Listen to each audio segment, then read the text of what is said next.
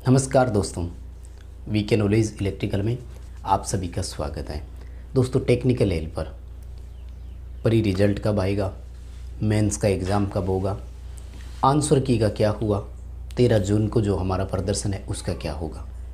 आज की इस वीडियो में मैं इन 4 बड़ी मुद्दों पर आपके साथ चर्चा कर रहा हूँ। सो आप कंप्लीट वीडियो को लास्ट तक देखना।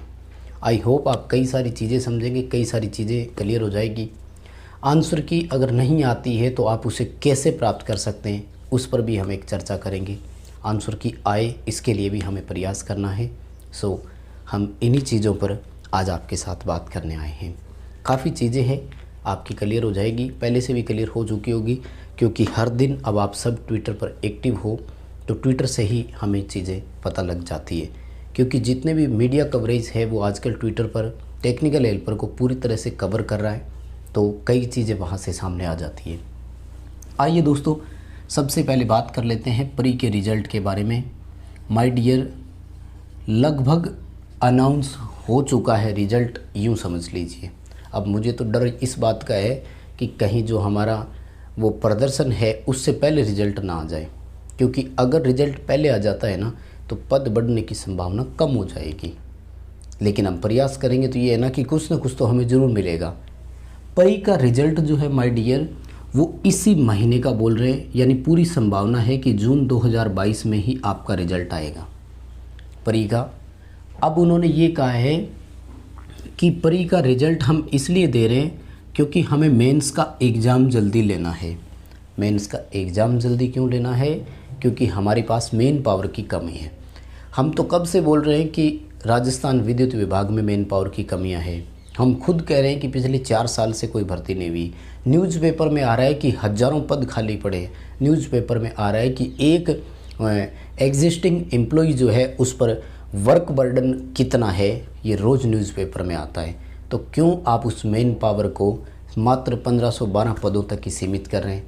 बिल्कुल जायज़ मांग जो है 6000 पदों की, तो उसे जारी कीजिए। एक ही प्रोसेस में आपको 4 गुना और मेन पावर मिल रही है। क्या आप मेन पावर की कमी पूरी करने के लिए अलग भर्ती निकालेंगे, या फिर आपके पास केवल 1500 ही मेन पावर पद की कमी है? भाई, हम सब जानते हैं कि टेक्निकल एल पर 1500 पदों की तो कमी नहीं है, 15000 से भी ज़्यादा पद खाली है। हाँ, ये भी स्वीकार करते हैं कि सारे पद एक साथ नहीं भरे जाते, लेकिन कम से कम आज से 4 वर्ष पहले जब आपने कहा था कि 6000 की हमें ज़रूरत है, तो इन 4 वर्षों में तो आपकी डिमांड और बड़ी होगी ना मेन पावर की। तो ऐसे में तो ये पद 6000 की जगह 10000 हो जाने चाहिए थे, लेकिन वो 6000 से घटकर 1500 हो गए, जो समझ से परे हैं। खैर, इन्होंने कहा है कि हम भर्ती को जल्द पूरा करना चाहते हैं क्योंकि हमारे पास मेन पावर की कमी है। सो मेन एग्ज़ाम की तैयारी वो कह रहे हैं कि हम अगले महीने शुरू कर रहे हैं। अगले महीने के शुरू करने का सीधा और साफ मतलब है कि जुलाई अगस्त 2022 में मेंस के एग्ज़ाम होने की पूरी संभावना है। अब देखो माय डियर, क्रिटिकल सिचुएशन है। समय ऐसा है कि जिन बच्चों की अच्छी तैयारी है, यानी प्री एग्ज़ाम बहुत अच्छा गया है, उन बच्चों के लिए ये सबसे, मैं ये कहूँगा कि टफ़ वाला समय है। इसलिए धैर्य बनाए रखें और अपना काम जो है ना वो निरंतर करते रहें। प्लीज़, आप जो कर रहे हैं वो बिल्कुल सही कर रहे हैं, बस लगातार करते रहें। किसी भी सिचुएशन में आपकी स्टडी में ब्रेकडाउन नहीं आना चाहिए। आपको लगातार अपनी जो भी एकाग्रता से आप पढ़ रहे हैं, बस उसी हिसाब से पढ़ते रहे यार, क्योंकि मेंस ही सब कुछ है। प्री क्लियर करना कोई टारगेट नहीं है। प्री में देखो 15000 बच्चे पास होंगे, लेकिन मेन में 1500 ही सिलेक्ट होंगे। इसका मतलब साफ है कि लगभग 13500 बच्चे जो है वहाँ से भी वापस घर आएंगे। सो आपको सेलेक्टेड बच्चों की लाइन में जाना है, इसलिए अपनी मेहनत आप जिस हिसाब से कर रहे हैं करते रहें लगातार। अब बात आती है दोस्तों कि प्री की आंसर की के लिए क्या किया जाए। फर्स्ट ऑफ ऑल, आंसर की जारी नहीं करेंगे, ये इन्होंने बोल दिया है। क्यों नहीं करेंगे, इसके पीछे कई सारे रीज़न हो सकते हैं। मैं बड़े रीज़न इसके 2 मानता हूँ। पहला कारण तो ये होता है कि इससे जो मेंस एग्ज़ाम है ना, उस पर हो सकता है कोई ये समझे कि प्रभाव पड़ता हो। प्रभाव इसलिए पड़ता हो क्योंकि एक ही कंपनी प्री और मेन दोनों ले रही है। इसका मतलब ये भी साफ साफ है कि अगर बच्चे जो ये अपना पेपर हुआ था, लगभग कितने हुए, 14 पेपर हुए, 7 दिन चला था। अगर बच्चे 14 पेपर पढ़ लेते हैं तो बहुत सारे एक्स्ट्रा ऑर्डिनरी बच्चे होते हैं, वो उस 14 पेपर से ऐसा निष्कर्ष निकालेंगे कि मेंस का उन्हें हो सकता है कुछ पता लग जाए। तो इस डर से कंपनी हो सकता है कि जारी ना करने देवे। लेकिन ये बहुत छोटा रीज़न है, कोई बड़ा रीज़न नहीं है। बड़ा रीज़न क्या है मैं आपको बताऊं। वर्ष 2012 में जब उत्पादन निगम का पेपर हुआ था, तब रिजल्ट के बाद उन्होंने क्या किया कि प्रत्येक कैंडिडेट से ये कहा कि आप अपना क्वेश्चन पेपर और उसकी आंसर की हमसे प्राप्त कर सकते हैं, लेकिन इसके लिए हमने 1000 रुपये की फ़ीस रखी हुई है। तो दूसरा टारगेट मुझे लगता है कि इस बार भी वो ऐसा ही कर सकते हैं। हालांकि नहीं होगा, ये भी नहीं होगा, क्योंकि वो सब जानते हैं 1000 रुपये एक आंसर की और क्वेश्चन पेपर के लिए वो कर सकते हैं। यानी दूसरा जो है ना, वो ये है कि क्वेश्चन पेपर और आंसर की जो है उसके लिए वो कोई पर्टिकुलर सबको ना देकर केवल उसी बच्चे को जो जो मांगना चाहते हैं उनको। अब बहुत सारे बच्चे हैं, तो दूसरा ऑप्शन ये भी होता है कि आप अगर पेड करके ना लेवे तो भी आपके पास ऑप्शन है कि अगर आप RTI लगाओगे तब भी देना पड़ेगा। RTI के तहत आपको आपका क्वेश्चन पेपर और आपका आंसर शीट ये दोनों मिलती है, ये वैसे आपको मिल सकती है। तो मुझे लगता है कि इस आंसर की का कोई और बड़ा रीज़न नहीं है। लेकिन कहे ना कि अब समय के साथ टेक्नोलॉजी को अगर देखें तो किसी भर्ती में अगर ट्रांसपेरेंसी की बात की जाए ना, तो इस तरह की चीज़ें वर्तमान समय में बहुत गलत है, बहुत दुखद है। बेरोजगारों के साथ जब इस तरह की चीज़ें आती है तो ये गलत होती है। अब एक्चुअल में देखो आंसर की का होना क्या चाहिए। जैसे कि दिल्ली मेट्रो कर रहा है, UPPCL कर रहा है, आपको पर्टिकुलर कैंडिडेट का स्कोर कार्ड जारी करना चाहिए। सबसे बेटर चीज़ ये होती है, आप उसे बताएं कि इसका सही उत्तर क्या था, आपने क्या किया, ओवरऑल आपके कितने नंबर बने, किस पार्ट में कितनी गलती हुई, ये भी हमें बताना चाहिए। अब ये क्या करेंगे, देखो आपको मैं और बताऊं, प्री का सीधा रिजल्ट आएगा, ठीक है, और ये क्या करेंगे, प्री रिजल्ट की एक कट ऑफ जारी करेंगे, ठीक है ना। अब इसमें सेलेक्टेड और बिना सिलेक्शन वाले दोनों बच्चों को ये पता नहीं लगेगा।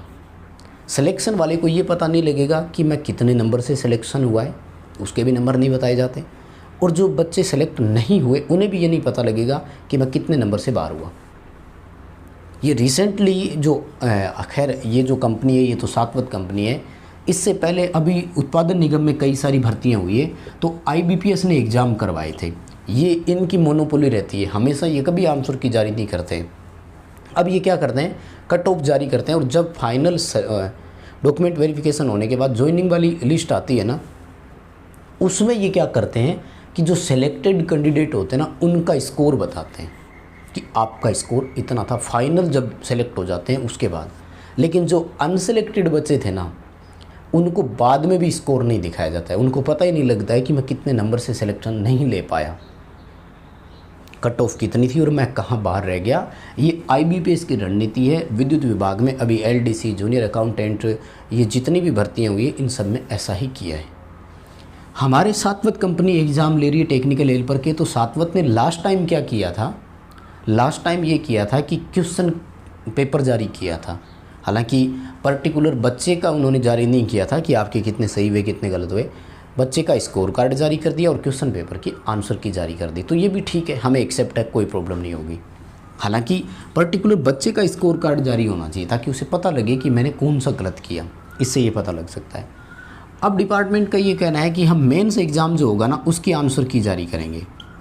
तो मेंस का तो देखो हम सब जानते हैं पेपर ही एक ही होगा, है ना, एक पेपर होगा, इसकी आंसर की क्योंकि वो जारी करेंगे तो कर सकते हैं। तो ये मेन वाला तो एक पेपर होगा, तो इसका कोई ना जारी करे तो भी एक्सेप्ट होगा। खैर मेन तो यही है हमारा कि प्री की आंसर की जारी होनी चाहिए। अब आइए दोस्तों बात करते हैं 13 जून को जो आप सबका प्रदर्शन है उसके लिए। एग्जैक्ट टाइम और लोकेशन अभी पता नहीं लगी है, जैसे ही पता लगेगी तो या तो अलग वीडियो बना दूंगा आपके लिए या फिर इसके लिए पोस्ट कर दूंगा मैं। फिर भी आप सब मेंटली प्रिपेयर रहें, 13 जून 2022 के लिए प्रदर्शन है। और मैं इसे प्रदर्शन नहीं, मैं इसे प्रयास नाम दूंगा। प्रयास भी नाम दूँ तो मैं ये कहूँगा कि अंतिम प्रयास है ये।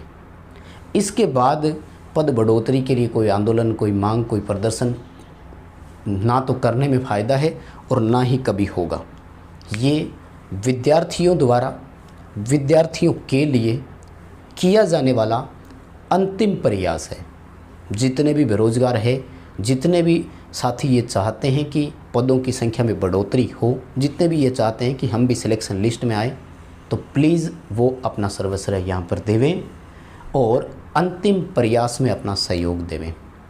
13 जून को पद बढ़ोतरी को लेकर जयपुर जाना है, तो जितने भी पॉसिबल है जयपुर जा सकते हैं वो सभी जयपुर ज़रूर जाएं। क्योंकि माय डियर, अगर इससे पहले रिज़ल्ट आ जाता है ना, तो आप समझ लीजिए कि पद बढ़ने की संभावना कम हो जाएगी। तो 13 जून को, अगर 13 जून तक रिज़ल्ट नहीं आता है तो पूरी संभावना है कि इस पर कुछ न कुछ हमारी सुनवाई अच्छे से हो सकती है। क्योंकि केवल एक टेक्निकल एल पर ही बचा हुआ है जिसकी सीटों की संख्या में कोई बढ़ोतरी नहीं हुई। इनके अलावा जितनी भी वैकेंसीज आई है उन सब में बढ़ोतरी हुई है। सो मैं आपसे रिक्वेस्ट करूँगा कि आप जितना अपना सहयोग दे सकते हैं यहाँ पर देवें। बातों से सहमत हो तो वीडियो लाइक करना, चैनल से पहली बार जुड़े हैं तो सब्सक्राइब करना, अपने दोस्तों को फॉरवर्ड इसे ज़रूर कर देना।